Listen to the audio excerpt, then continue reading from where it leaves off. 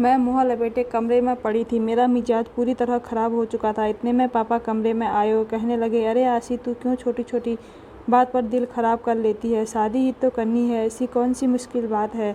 अब चल यह गोलियां खा ले, देखना कितनी जल्दी तेरी शादी हो जाएगी। मैंने अजीब सी नज़रों से पापा की तरफ देखा। भला इन नीली पीली गोलियों से मेरी शादी का क्या ताल्लुक था? पापा ने मुझे ज़बरदस्ती उठाकर बिठाया और कहने लगे, इतना सोचने की क्या ज़रूरत है? मैं तेरा बाप हूँ और जो भी करूँगा तेरे हक़ में बेहतर ही करूँगा। यह गोलियाँ भी तेरी शादी के लिए ही है। पापा की बात मेरे सर के ऊपर से गुजर रही थी, लेकिन पापा के आगे मेरी कहाँ चलती, इसलिए मैंने खामोशी से वह गोलियाँ खा ली। मैंने पापा से पूछा कि यह किस चीज़ की गोलियाँ हैं, आप कहाँ से लाए हैं? तो पापा ने मेरी बातों को जवाब देने के बजाय मुझे अपनी पिछली बातों के किस्से सुनाने शुरू कर दिए। मैं बहुत ध्यान से पापा की बातें सुन रही थी। पता नहीं मेरी किस्मत में क्या लिखा था। 38 साल की उम्र में भी मैं अपने बाप की दहलीज पर बैठी हुई थी, जबकि मेरी उम्र की सारी लड़कियां अब तक 4 बच्चों की मां बन चुकी थी। मैं तो किसी की शादी में भी जाती तो एक कोने में छुपकर बैठ जाया करती थी। लोगों की चुभती नज़रें और सवाल मुझ पर किसी पल चैन नहीं लेने देते थे। अब तक ना जाने कितने लोगों का रिश्ता मेरे लिए हमारे घर आए थे, लेकिन जाने से पहले वह इनकार करना ना भूलते। कभी मैं अपना चेहरा आईने में देखती तो कभी अपने बालों में उतरती चांदनी को महसूस करके आंसू बहाने लगती। कभी कभी मैं पापा से जिद कर लगाती कि वह किसी से भी मेरा रिश्ता करवा दें। मैं अब इस घर में नहीं रहना चाहती। हर लड़की की तरह मेरी ख्वाहिश थी कि मेरी ज़िंदगी में कोई मर्द हो जिसे मैं अपना कह सकूं और उसके साथ अपना दुख सुख बांट सकूं। मेरी ज़िंदगी में मेरे बूढ़े बाप के सिवा और कोई नहीं था। और बहुत सी बातें ऐसी होती हैं जो इंसान अपने माँ बाप से नहीं बल्कि अपने जीवन साथी से कहते हैं, लेकिन वह नहीं बल्कि अपने जीवन साथी से कहते हैं, लेकिन वह जीवन साथी शायद मेरी किस्मत में लिखा ही नहीं गया था। मैं अब इस हाल में तंग आ चुकी थी। जब भी बाबा से शादी की बात करती या कोई रिश्ते वाले इनकार करके जाते तो पापा वहीं 7 गोलियां लेकर मेरे पास आ जाते और गोलियां खिलाकर कहते कि देखना जल्दी तेरी शादी हो जाएगी। कभी कभी तो मुझे लगता कि उम्र के साथ साथ पापा का दिमाग भी ख़राब हो गया है। भला गोलियां खाने से किसी की शादी कैसे हो सकती थी? जब तक पापा खुद किसी अच्छी जगह मेरा रिश्ता ना करवा देते, गोलियों से कुछ नहीं होता था। गोलियां के आश्रय में 5 साल गुजार चुकी थी। फिर एक दिन मेरे लिए शहर से एक बड़े वकील का रिश्ता आया जिसकी बीवी का इंतकाल हो गया था और उसकी एक बेटी थी। मैंने पापा से कहा कि मुझे इस रिश्ते पर कोई एतराज़ नहीं है, आप मेरा रिश्ता यहाँ कर दें, लेकिन पापा ने यह कहकर इनकार कर दिया कि वह किसी शादीशुदा मर्द से मेरी शादी हरगिज़ नहीं करेंगे। पापा की इस बात पर मुझे बहुत गुस्सा आया था। अब मैं कोई 16-17 साल की जवान लड़की नहीं रही थी इसके लिए पापा के मनपसंद रिश्ता आते। पापा की इस ख्वाहिश ने मेरी उम्र निकाल दी थी, लेकिन पापा को अब भी इस बात का एहसास नहीं हुआ था। मैं गुस्से में वापस अपने कमरे में चली गई। कुछ देर में ही पापा कमरे का दरवाज़ा ज़ोर से बजाने लगे। मजबूरन मुझे दरवाज़ा खोलना पड़ा, लेकिन मैंने सोच लिया था मैं पापा से कोई बात नहीं करूँगी जब पापा को मेरे जज्बात की परवाह नहीं थी और ना ही मेरी बढ़ती उम्र का एहसास था, तो मुझे भी उनसे कोई बात नहीं करनी थी। पापा कमरे में आए और आकर प्यार से मुझे समझाने लगे कि आशी, इतना जल्दी का जोर ना डाल, तेरी किस्मत में बहुत अच्छा लड़का लिखा है। मैंने गुस्से से पापा से कहा कि वह अच्छा लड़का कब आएगा, जब मैं बूढ़ी हो जाऊंगी, क्योंकि आधी उम्र तो गुजर चुकी है। पापा ने वही 7 गोलियां और दूध का गिलास मेरे आगे रखा और कहने लगे, इसे पी लो, फिर देखना वह कैसा अच्छा लड़का मिलेगा। मैंने पापा से साफ साफ कहा कि अब मुझे कोई गोलियां नहीं खानी है। इतने सालों में जब भी मैंने शादी का नाम लिया है, आपने यह गोलियां खिलाकर मुझे खामोश कर दिया है, लेकिन इन गोलियों से कुछ नहीं होने वाला है। पापा कहने लगे, यह जादू की गोलियां हैं, यह तेरी किस्मत बदल देंगी। मैंने गुस्से से पापा को देखा था और तो पता नहीं कि जवानी में जी रहे थे। अब तक उन गोलियों से ना ही मेरी किस्मत बदली थी और ना ही मेरी शादी हुई थी।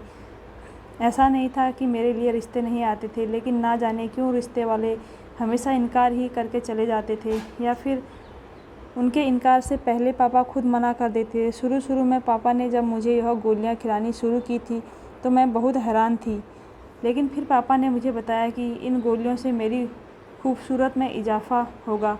हालात ने जो मेरे चेहरे को तबाह कर दिया है उस पर दोबारा रौनक आ जाएगी। पापा की बात सुनकर मैं खुश हो जाती और दूध के साथ गोलियां खाकर थोड़ी ही देर में नींद की वादियों में उतर जाती। लेकिन 5 साल गुजरने के बाद भी ना ही किस्मत का दरवाज़ा खुला था और ना ही कोई मेरी बारात लेकर आया था। मेरी उम्र तकरीबन 38 साल हो चुकी थी और एक लड़की के लिए इतनी ज़्यादा उम्र में रिश्ता आना बहुत मुश्किल था, इसलिए मेरी उम्मीद ने दम तोड़ दिया था। मैं हर वक्त किसी न किसी कोने में छुपकर आंसू बहाने लगी थी। मैंने पापा से कहा कि किसी से अब मेरा रिश्ता ना हुआ तो मैं अपनी जान ले लूँगी। मेरा हाल देखकर पापा ने मुझे वही 7 गोलियां खिलाई और तसल्ली से बोला वह दिए।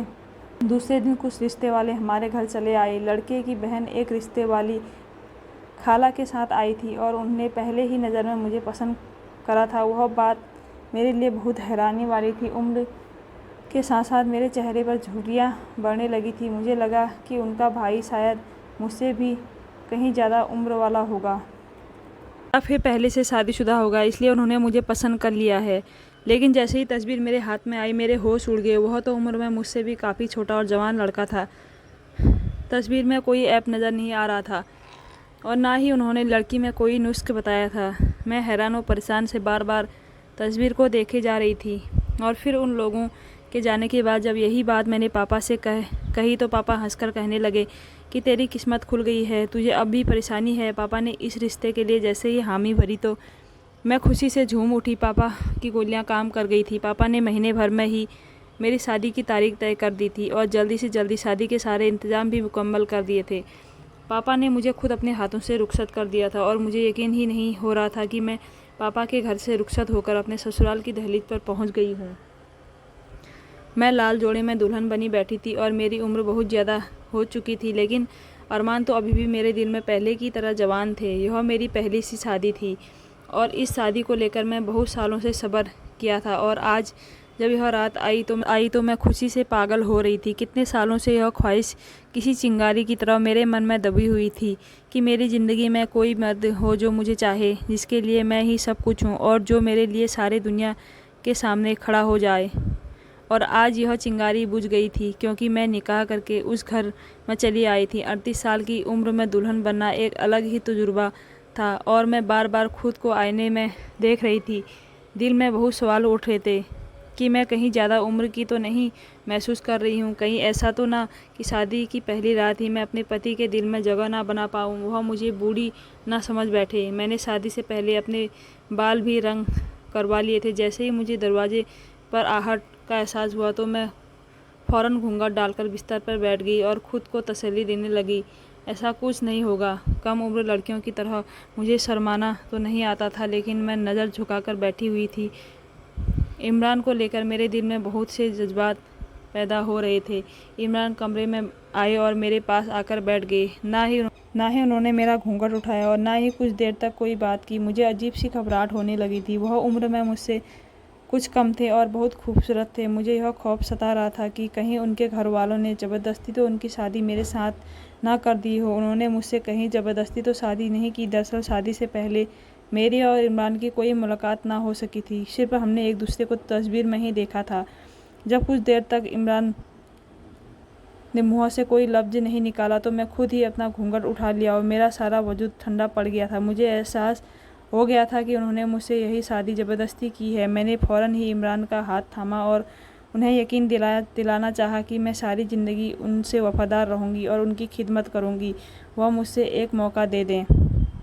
मेरी बात सुनकर इमरान अजीब अंदाज में हंस पड़े और कहने लगे, तुम्हें मौका देने की क्या ज़रूरत है, तुम तो पहले से ये तजुर्बेकार औरत हो। इमरान की बात सुनकर मैं शर्मिंदा हो गई। मुझे लगा कि शायद वह मुझे मेरी उम्र का ताना दे रहे हैं, क्योंकि मेरी उम्र उनसे तकरीबन 5 साल बड़ी थी और उनकी वजह से मुझे लगा था कि वह मुझे नहीं अपना सकेंगे। लेकिन बात कुछ और ही थी। इमरान ने अपने मोबाइल फ़ोन निकाला और स्क्रीन पर कुछ बटन दबाए के बाद जैसे ही अपना फ़ोन को मेरे सामने रखा तो मेरे कदमों के तले ज़मीन निकल गई, क्योंकि उसके मोबाइल फ़ोन की स्क्रीन पर कोई और नहीं बल्कि मैं ही थी और जो मंजर नज़र आ रहा था उसे देखकर मेरे कदमों तले ज़मीन निकल गई थी।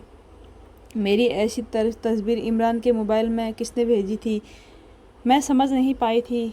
मैंने हैरत और आंसू भरी नज़रों से इमरान की तरफ देखा और पूछा कि यह क्या है।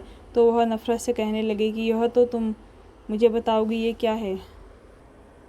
तुम्हारी ऐसी तस्वीर मेरे पास मौजूद है और तुम मुझसे पूछ रही हो कि यह क्या है? तुम खुद देखो कि तुम्हारी कैसी तस्वीर है।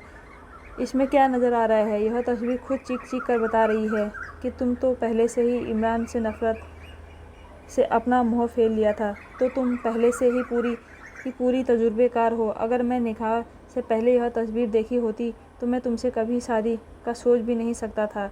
मैंने तो यह सोचकर तुमसे अपनाया था कि तुम एक कुंवारी उम्र सीधी औरत हो जिसकी अब तक शादी नहीं हुई है, और तुम्हें आसरा दूंगा और हम एक साथ अच्छी ज़िंदगी गुजारेंगे। लेकिन मुझे क्या मालूम था कि मुझे शादी की रात तुम्हारी ऐसी तस्वीरें मिलेंगी जिसे देखकर मेरे सर पर आसमान गिर पड़ेगा। तस्वीर को देखकर मुझे पता चला कि तुम क्या हो। आज की रात ऐसे घूंघट डालकर बैठी हो जैसे बहुत हया वाली हो।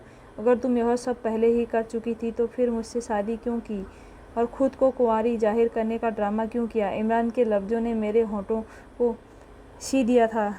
खामोशी से उनके चेहरे को तक रही थी। बहुत कुछ कहना चाहती थी लेकिन ज़ुबान साथ देने को तैयार ना थी। कुछ देर पहले जो एहसास और जज्बात मेरे दिल में थे वह सब खत्म हो गए थे और अब मुझे समझ ही नहीं आ रहा था कि मैंने इमरान से क्या कहूँ।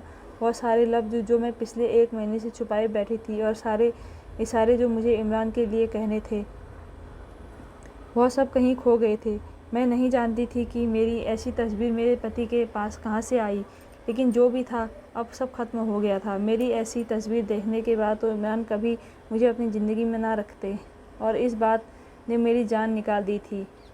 बहुत मिन्नतों और मुद्दतों के बाद उम्र के इस हिस्से में आकर मेरी शादी हुई थी और मैं अपने घर की हुई थी, और पहली रात ही मैं सब कुछ मिट्टी में मिल गया था। मेरी आंखों से आंसू आ गए थे। मेरी तस्वीर अब भी मेरे सामने खुली पड़ी थी, जिसमें मैंने अपनी आंखें नीचे की, क्योंकि इससे ज़्यादा मैं इस तस्वीर को नहीं देख सकती थी। मेरे सर पर सातों आसमान गिर पड़े थे, क्योंकि इमरान कह रहे थे कि तुम तो बहुत मक्कार निकली। पता नहीं किस किस के साथ मैंने उनकी पूरी बात सुने बगैर ही अपने दोनों हाथ अपने कानों पर रख दिए थे। इमरान की लफ्ज़ मेरी रूह को छन्नी कर रहे थे।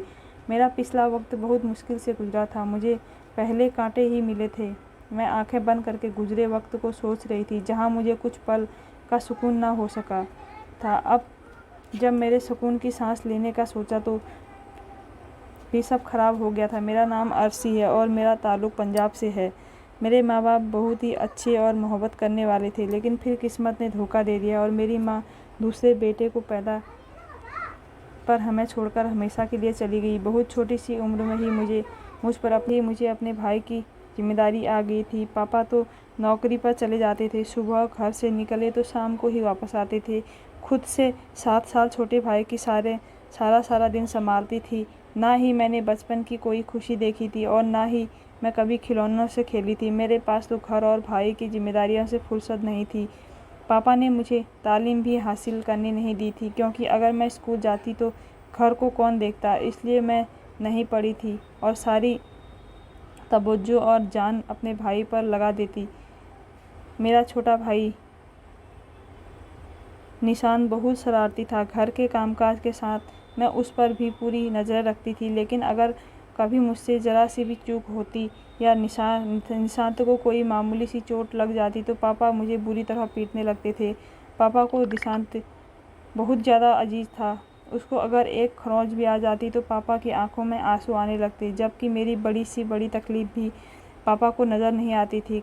कम उम्र से ही काम करने की वजह से मेरे हाथ जगह जगह से जल चुके थे, लेकिन पापा ने कभी मेरे उन जले हाथों को नज़र तक नहीं डाली थी और ना ही कभी मेरे दर्द को महसूस किए थे। मैं बीमार होती या दुखी होती हमेशा बावर्ची खाने में छुपकर ही आंसू बहा लिया करती थी।